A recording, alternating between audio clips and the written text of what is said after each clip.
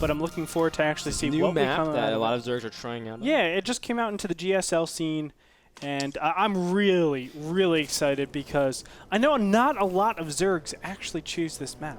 I know it's a very odd pick, but you know what, Andre? Speaking of new maps, I do like that new map that we were looking at. Oh, the yeah. Atlantis City one, or was it Atlantis City? don't know some city. The one that replaced Atlantis Spaceship. Yeah, it was. I think it was like out with Atlantis Spaceship and out into Atlantis City. Regardless, it looks awesome, and we are actually revamping our map pool as well. And we're gonna make a further announcement soon about that. It's gonna be NASL versions. A lot of cool stuff going on there. We are updating our map pool to stay relevant. Absolutely. But of course, Daybreak, ladies and gentlemen, Zerg break for most of you, but Daybreak over here. It's not to say that Zerg always wins on Daybreak. It just seems that Zerg always chooses this map, and they do the same thing on this map, and it's very repetitive to the point where now Protosses can really figure out ways to exploit that, cut corners. Even Protosses are taking fast thirds on Daybreak, which usually a lot of Protosses felt uncomfortable because the max Roach would be able to kill it straight up. And now we see Protoss players cutting corners, and I want to see Zerg kind of mix it up instead of trying to just go for standard Zerg Daybreak play. Yeah, I'll kind of, let's change it up a little bit. Let's talk about the progression of Daybreak in PvZ and what it kind of started with, because I think we've exhausted everything else with how many ZVPs we actually. So if you've been following the qualifiers, it's almost been Daybreak nonstop. Exactly, even in King of the Hill, when we see Zerg Challenger comes up, they always choose Daybreak. So. And the only people to challenge are actually Zergs, so it's unfortunate.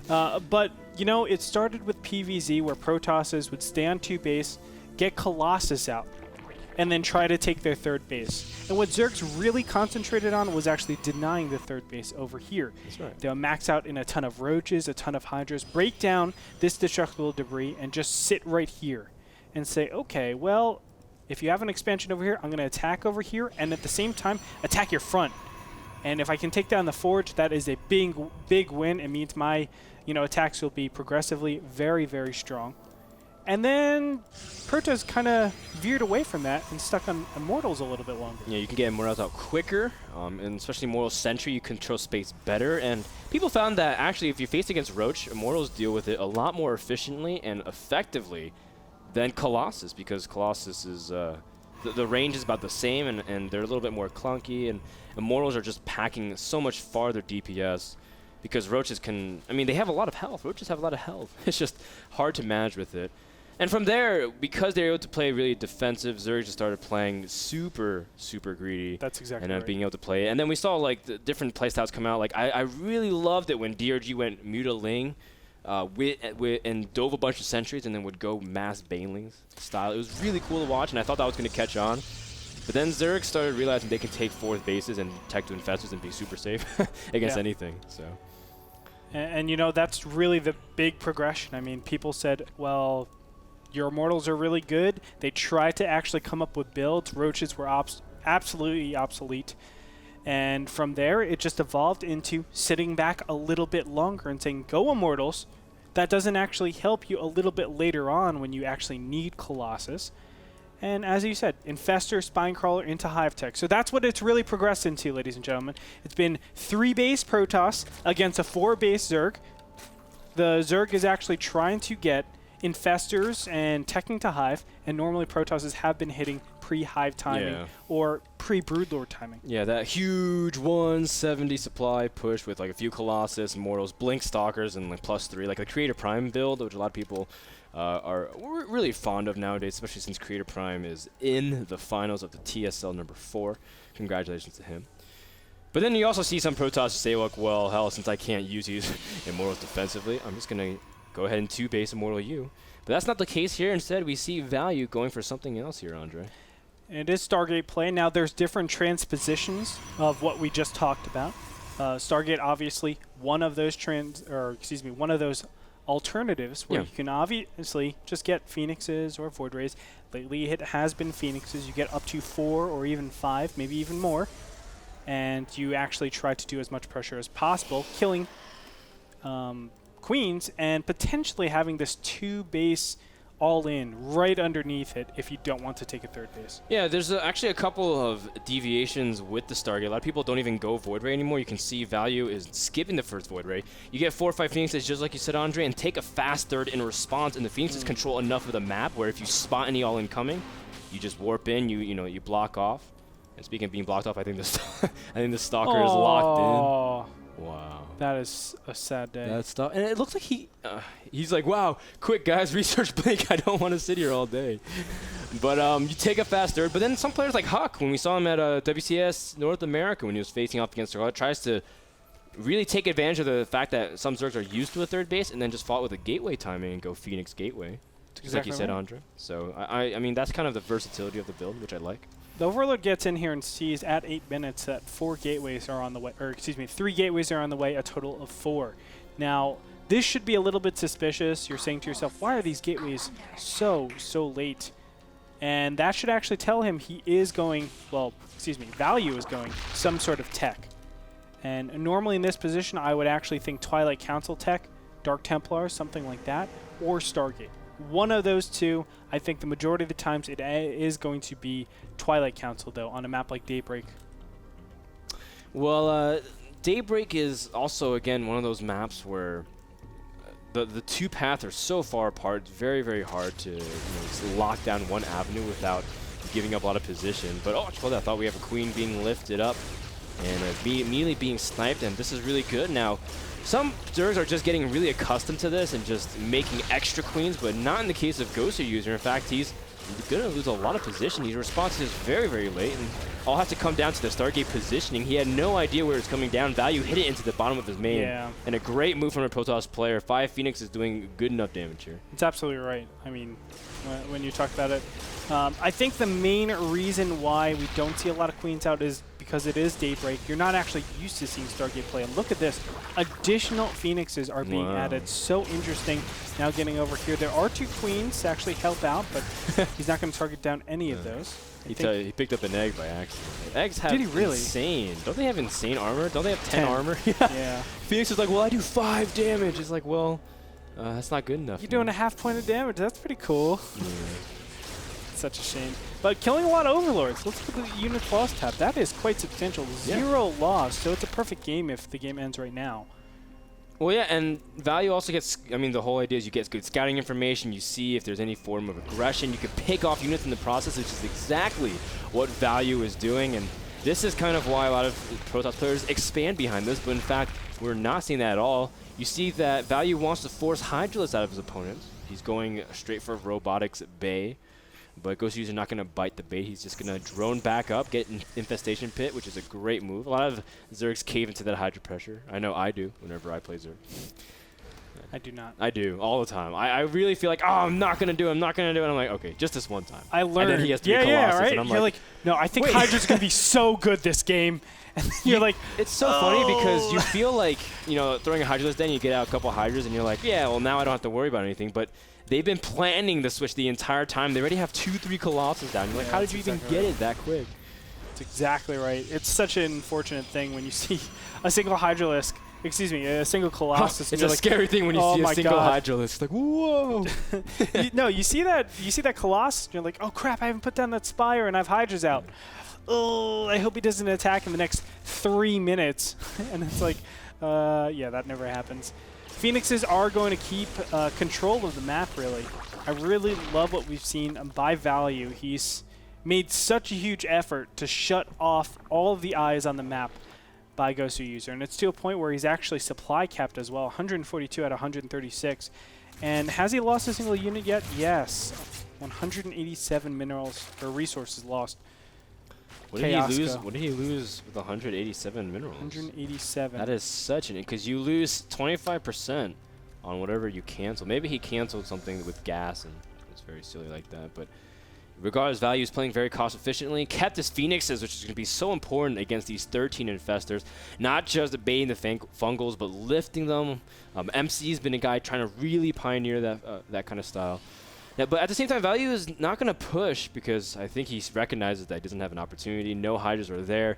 Instead, he's going to take a third base. Now, Goswser User is moving across the map in a very aggressive position.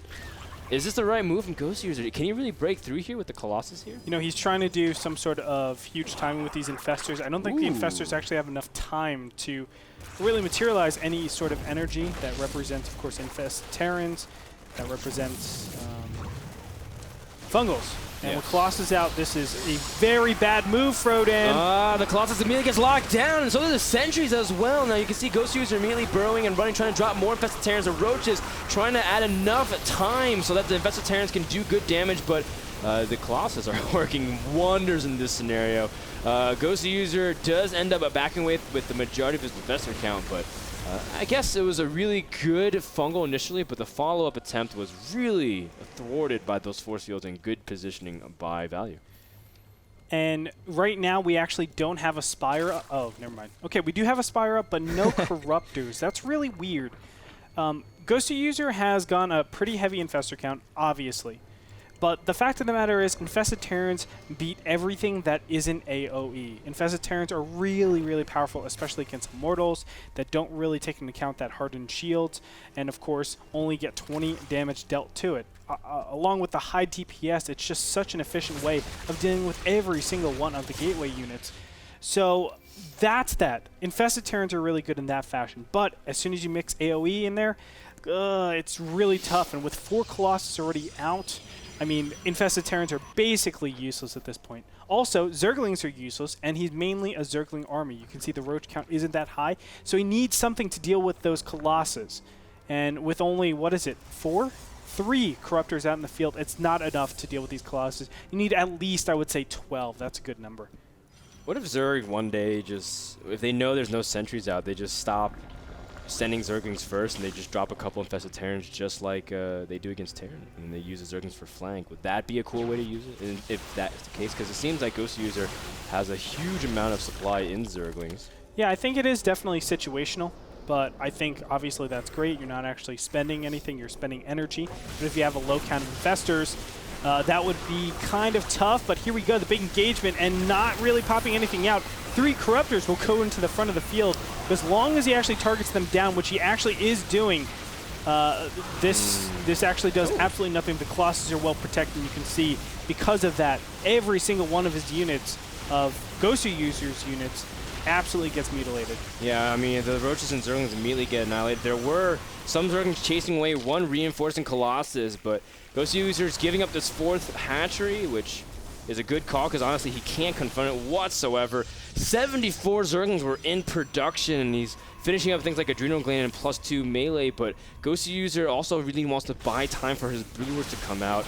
Regardless, even if the Broodlords hatch, I mean, this 3rd hatchery can drop, and Value would gain so much positioning, but at the same time, Value doesn't really have any 4th going up. This attack has to work, but all the Infestors are clumping up so neatly for all the Colossus to kill everything, Andre, and the Greater Spire and Infestation Pit is also right there. This is, I mean, Killer, he's gonna, or sorry, Value's gonna lose a lot of his Colossus, but he's done so much damage. This is insane. That's absolutely right. And it doesn't matter. He loses all the Colossus finally, but look at what he had to trade to kill just those Colossus. The Infestors, the Zerglings, the Roaches, and 2 bases. Ouch, ouch, ouch, Frodan. And with 3 ouches and 3 shots, the Stalkers kill their last Broodlord. There's actually only 1 Broodlord really fighting the army, and Value can target down these tech structures, and that just sets back Ghost User so far. The Infestation Pit and the Greater Spire, 2 of those tech structures, are critical for late game Zerg.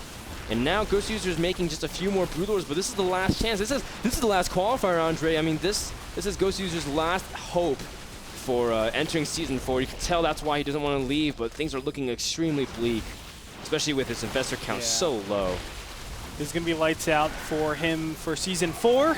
It's unfortunate. Ghost User definitely showing his skill, obviously getting this far in the open with such phenomenal players, but it looks like it's not going to be enough. No, the round of 16 is a tough place to be. Now, at the same time, Value does end up losing the majority of his core units, and he's remaxing on a lot, or not remaxing, resupplying on Stalker Zealot, but the big thing is he's kept his gas count high, so he's still flexible to drop things like a Fleet Beacon or Temple Archives and switch directly into a huge Archon-based Mothership army. It's just really tough to remove, to do anything against that, Andre. And now Ghost User has to remake some of his tech structures, but He's also running dry. He only has about 1 base economy left, not even, about half base economy because some of those minute patches are getting really low. Unfortunate for Goswser. Yeah, it's just a really sad day, man. I mean, Goswser knows it. There's no doubt about it. He knows he's super far behind. And, you know, this whole time, actually, it looks like Value has just stayed on 3 bases. It looks like, is he like AFK? No. Who goes to use? Go AFK and just say, I'm going to make him kill everything to earn his victory. But no, I mean, he's got Infestors, he's got Broodlords, he's got Broodlord. He's got 1 Broodlord. And while it's a great composition, you can go Infestor Broodlord, you need more than just this, what Goswser has. Colossus are pushing forward. Archon's doing a great job tanking. Anything that runs to the front line immediately decimated into the might of the Protoss army. +3 is just way too strong for these 0 attack. It's +3 carapace. I take that back. A good game is called.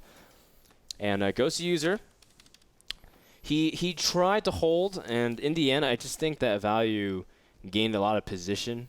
That 4th base is where you want to protect yourself, but like Goswser just couldn't hold it. Didn't get the spines enough. He had like 4 spines, I think, 5 spines, and fell a little bit short. It's a small little things that come. He lost a lot of damage early on with the Overlord's Queens.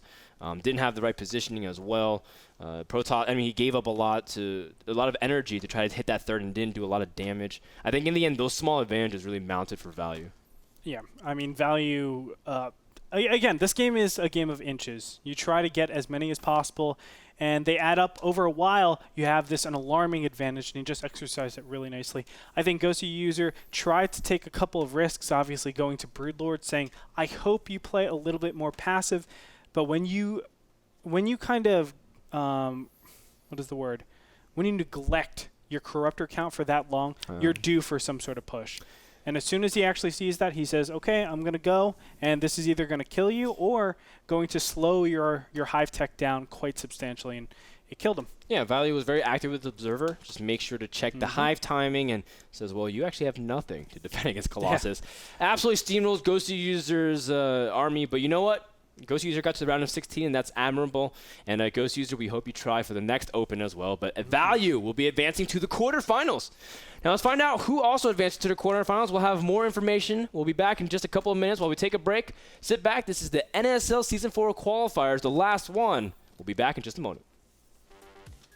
What better to do this weekend than to check out iBuyPower.com? They have awesome deals this Labor Day weekend, from computers to keyboards to memory. Check out iBuyPower.com for more deals like you can save $300 on an Intel X79 gaming desktop. Save $80 on a custom-built Intel gaming laptop. There's also free stuff like processor, memory, video card, and monitor upgrades, and so much more. Anything you need to build your own computer can be found at iBuyPower.com.